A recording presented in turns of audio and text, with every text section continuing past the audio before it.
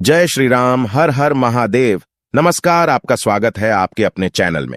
दोस्तों, वीडियो शुरू करने से पहले आपसे अनुरोध है कि चैनल को सब्सक्राइब कर ले और नोटिफिकेशन की घंटी को दबा ले, ताकि जब भी हम कोई जानकारी भरी वीडियो डाले तो आपको उसकी जानकारी मिल सके। 9 फरवरी 2024 साल की सबसे बड़ी अमावस्या, मौनी अमावस्या।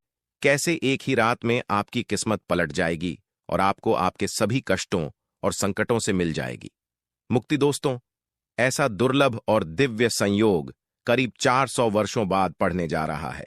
इसलिए दोस्तों, इस मौके को हाथ से न जाने दें। दोस्तों, माघ मास की अमावस्या को मौनी अमावस्या कहते हैं।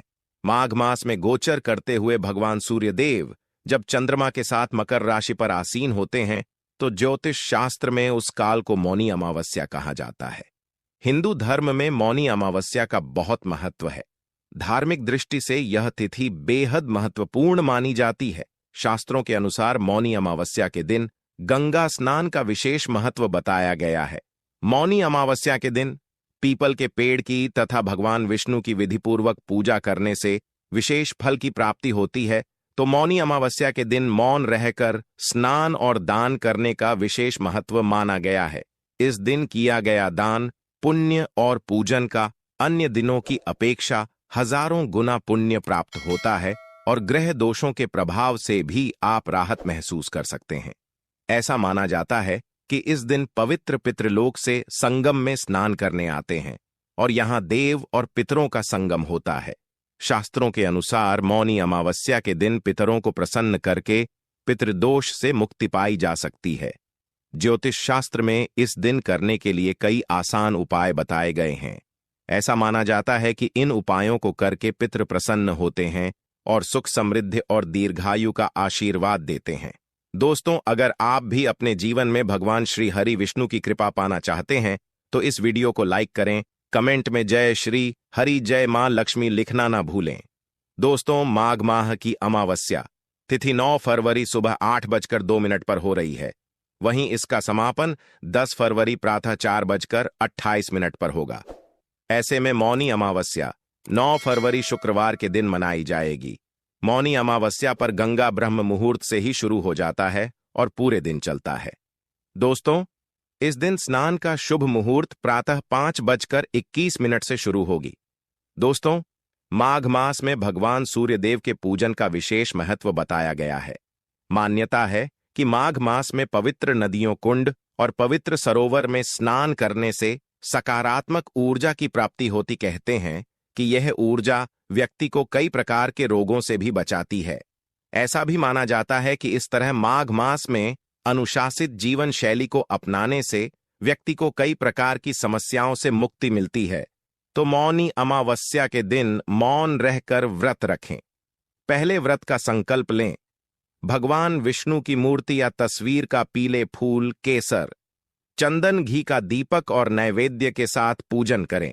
तो सबसे पहले बात करते हैं किशन झा, दीपक प्रज्वलित करने से पहले मतलब शाम को पूजा करने से पहले क्या स्नान करना आवश्यक है। देखिए, शास्त्र के अनुसार पूजा में शुद्धता आवश्यक होती है। तो जब हम सुबह पूजा करते हैं तब तो स्नान करना अत्यंत आवश्यक होता है।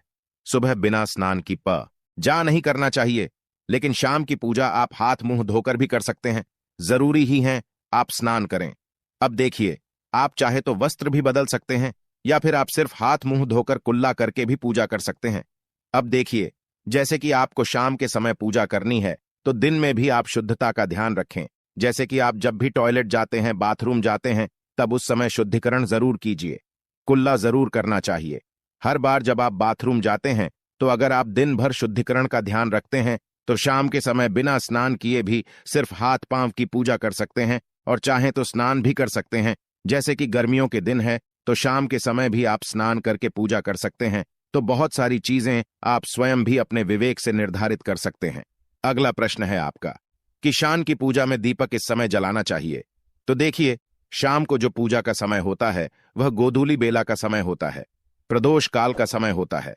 मतलब जी, समय सूर्य अस्त हो रहे होते हैं। उस समय हमारे घर में दीपक प्रज्वलित हो जाना चाहिए। अब जैसे कि आप लोगों के प्रश्न आते हैं कि कितने बजे दीपक जलाना चाहिए। शाम को तो देखिए, शाम को सूर्यास्त का समय हर मौसम में अलग अलग होता है। कभी जैसे कि सर्दी दिया चल रही होती है तो 4:30 पर भी सूर्यास्त हो जाता है। कभी कभी 5:30 तक भी सूर्यास्त हो जाता है। जैसे गर्मियों का मौसम है तो 6:30 से लेकर 7 बजे तक ऐसे ही सूर्यास्त का समय होता है। कई बार 7:30 का टाइम हो जाता है। गर्मियों में तो प्रत्येक मौसम में सूर्यास्त का समय अलग होता है, इसलिए एक सही समय बताना कि इसी समय आप दीप प्रज्वलित करें, यह तो बहुत मुश्किल होगा और यह ठीक भी नहीं होगा। एक ही समय पर हर बार हम दीप प्रज्वलित नहीं कर पाएंगे, इसलिए संध्या काल का ध्यान रखिए। जब संध्या काल का समय होता है, मतलब जब सूर्य अस्त हो रहा होता है, उस समय आप अपने घर में दीपक प्रज्वलित कर दीजिए। और अब बात करते हैं कि कितने दीपक आपको अपने घर में प्रचलित करनी चाहिए। प्रतिदिन शास्त्रों के अनुसार संध्या काल में प्रतिदिन अपने घर के मुख्य द्वार पर एक दीपक जरूर जलाना चाहिए। इससे क्या होता है, देखिए, शास्त्रों के अनुसार शाम के समय संध्या काल में लक्ष्मी माता और उनकी बहन दरिद्रता दोनों ही भ्रमण पर निकलती है, तो घर के मुख्य द्वार पर दीपक प्रज्वलित होता है। उस घर में मां लक्ष्मी प्रवेश कर जात है, और जिस घर के मुख्य द्वार पर दीपक नहीं चल रहा हो, उस घर में दरिद्रता प्रवेश कर जाती है। तो इसलिए मां लक्ष्मी का प्रवेश आपके घर में हूं, इसके लिए घर के मुख्य द्वार पर एक दीपक जरूर प्रज्वलित करना चाहिए। और हां, घर के मुख्य द्वार पर जो दीप प्रज्वलित किया जाता है संध्या काल में, इसके बहुत सारे फायदे शास्त्र में बताए गए हैं। शास्त्रों के अनुसार संध्या काल में घर के मुख्य द्वार पर दीप प्रज्वलित होता है, उस घर में किसी भी प्रकार की नकारात्मक ऊर्जा प्रवेश नहीं करती है। कोई भी वास्तु दोष आपके घर में हो, अगर आप मुख्य द्वार पर दीप प्रज्वलित करते हैं तो समस्त प्रकार के वास्तु दोष से मुक्ति मिल जाती है। और अगर आपके घर में पितृदोष है, जिसकी वजह से परेशानियां आपके घर में बनी हुई है, तो घर के मुख्य द्वार पर जो हम दीप प्रज्वलित करते हैं, इससे घर का पितृदोष भी समाप्त हो जाता है। और इसके अलावा घर में किसी भी प्रकार की अशांति रहती हो, या फिर आपके घर में बीमारियां बहुत रहती हैं, कलह रहता है, आर्थिक तंगी रहती है, तो घर के मुख्य द्वार पर हम दीप प्रज्वलित करते हैं तो समस्त प्रकार की परेशानियों से, दुखों से आपको मुक्ति मिल जाती है। इसलिए घर के मुख्य द्वार पर दीप प्रज्वलित करना अत्यंत आवश्यक होता है। तो शास्त्रों के अनुसार घर के मुख्य द्वार पर एक दीपक अवश्य ही होना चाहिए, और बाद कई दूसरे दीपक की तो दूसरा दीपक आपको अपने घर की तुलसी के पास प्रज्वलित करना चाहिए। शास्त्रों के अनुसार अगर शाम के समय संध्या काल में तुलसी की जड़ के पास अंधेरा रहता है, ऐसे घर में दरिद्रता का स्थायी वास जा आता है। और जिन घरों में शाम के समय तुलसी के पास दीप प्रज्वलित किया जाता है, ऐसे घर में लक्ष्मी का वास होता है। श्री हरि विष्णु सहित महालक्ष्मी ऐसे घरों में वास करती है, तो प्रयास करना चाहिए कि शाम के समय तुलसी के पास एक दीपक अवश्य प्रज्वलित करें। बात करें अगले दीपक की, शाम के समय अपने घर के ईशान कोण में, मतलब जहां पर भी आपने अपने घर का मंदिर बनाया हुआ है, उसी स्थान पर घर के मंदिर में दीपक अवश्य प्रज्वलित कीजिए। 2-3 दीपक आपको प्रतिदिन जरूर प्रज्वलित करनी चाहिए। और अगर आप तीनों दीपक प्रतिदिन प्रज्वलित करते हैं तो विश्वास रखिए, आपके घर की बहुत सारी परेशानियां वह यहीं समाप्त हो जाती हैं। और अब बात करते हैं अगले प्रश्न के बारे में, जो आप लोगों के हमेशा प्रश्न आते हैं कि दीपक किस चीज से प्रचलित करना चाहिए। सरसों का तेल डाल सकते हैं या नहीं, या फिर तेल अप्रयोग करना चाहिए, या फिर शुद्ध घी का, गाय के घी का, किस चीज से हम दीपक प्रज्वलित करें। तो देखिए, शास्त्रों के अनुसार सरसों के तेल का दीपक हर जगह प्रज्वलित नहीं करना चाहिए। सरसों का तेल कड़वा तेल कहा जाता है, इस तेल को हम प्रज्वलित करते हैं शनिदेव के लिए। शनिदेव के लिए अगर आप दीप दान करते हैं शनिवार के दिन, तो आपको सरसों तेल का दीपक प्रज्वलित करना चाहिए। और आप चाहे तो जैसे कि पीपल का वृक्ष होता है, वहां पर भी सरसों के तेल का दीप प्रज्वलित कर सकते हैं, या फिर भैरव देवता होते हैं, उनके लिए भी तेल का दीपक प्रज्वलित किया जाता है। इसके अलावा कहीं पर भी सरसों तेल का दीप प्रज्वलित करने की बात शास्त्रों में नहीं कही गई है।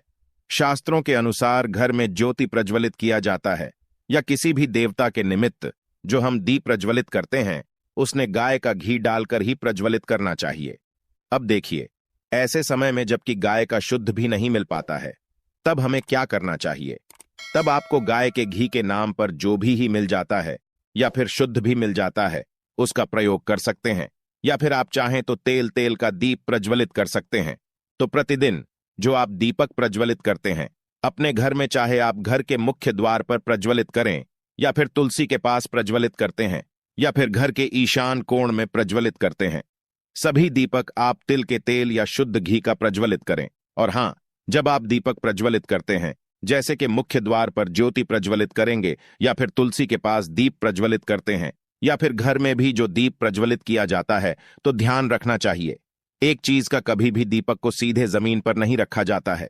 दीपक रखते समय प्रतिदिन दीपक के नीचे थोड़ा सा आप चाहे तो चावल रख सकते हैं, या फिर आप चाहे तो थोड़े से पुष्प रख सकते हैं। और हाँ, अगर आप दीपक के नीचे चावल रखते हैं तो इस बात का आपको ध्यान रखना है कि चावल अखंडित होना चाहिए, क्योंकि ऐसा माना जाता है कि अगर टूटे हुए चावलों का प्रयोग हम पूजा में करते हैं, किसी भी प्रकार से, चाहे दीपक के नीचे रखकर करते हैं या फिर अक्षत के स्वरूप में करते हैं, तो इससे घर में दरिद्रता आती है। इसलिए अखंडित चावल होनी चाहिए। अगर आप दीपक के नीचे रखते हैं तो, और जैसे कि कई लोगों के प्रश्न आते हैं कि प्रतिदिन जो दीपक के नीचे हम चावल रखेंगे तो उस चावल का अगले दिन क्या करना चाहिए, तो अगले दिन उठाक आप पक्षियों को डाल दीजिए, पक्षी उसे खा जाते हैं। और घर में जो आप ईशान कोण में दीप प्रज्वलित करते हैं, मतलब घर के मंदिर में जो दीपक प्रज्वलित किया जाता है, उस दीपक को आप किसी पात्र में भी रखे हैं, जैसे कि एक छोटी सी प्लेट ले लीजिए, उसी प्लेट में दीपक रख दीजिए और उस दीपक को हम प्रज्वलित करते हैं। मतलब घर के मंदिर में जो दीपक प्रज्वलित करेंगे वहां आप किसी पात्र में भी रख सकते हैं, लेकिन सीधे जमीन पर आपको कोई भी दीपक नहीं रखना, इस बात का ध्यान रखिए। और आपका अगला प्रश्न है कि शाम की पूजा करते समय किसी मंत्र का जप करना चाहिए। दीप प्रज्वलित करते समय दीप जलाने का मंत्र क्या होता है, तो देखिए, दीप जलाने का मंत्र मैं आपको बता देता हूं। आप अगर जप सकते हैं तो जरूर जब यह, लेकिन अगर आपके मंत्र नहीं जप पाते हैं, तब भी शाम के समय जब आप दीपक प्रज्वलित करते हैं, उस समय आप किसी भी मंत्र का जप कर सकते हैं। जैसे कि आप चाहे तो माता रानी कृष्ण कन्हैया के किसी मंत्र का जप कर सकते हैं। आपके कोई इष्ट देवता हो तो उनके मंत्रों का भी जाप कर सकते हैं। दुर्गा चालीसा का, हनुमान चालीसा का पाठ करते हुए भी आप दीप प्रज्वलित कर सकते हैं। मगर देखिए, जरूरी नहीं है कि आप दीपक जलाने वाला मंत्र ही पढ़ेंगे, किसी भी मंत्र को पढ़कर आप दीप प्रज्वलित कर सकते हैं, संध्या वंदन कर सकते हैं, क्योंकि शास्त्रों में कहा गया है कि मौन रहकर कभी भी पूजा नहीं करनी चाहिए। जो भी शुभ कर्म होते हैं वह मंत्र उच्चारण के साथ ही संपूर्ण किए जाते हैं, इसलिए मंत्रोच्चारण आवश्यक है। कोई भी मंत्र जपते हुए आप पूजा कर सकते हैं, संध्या वंदन कर सकते हैं। अगर आपको ये जानकारी पसंद आई तो वीडियो को लाइक जरूर करें, साथ ही कमेंट में जय श्री राम, हर हर महादेव लिखना ना भूलें।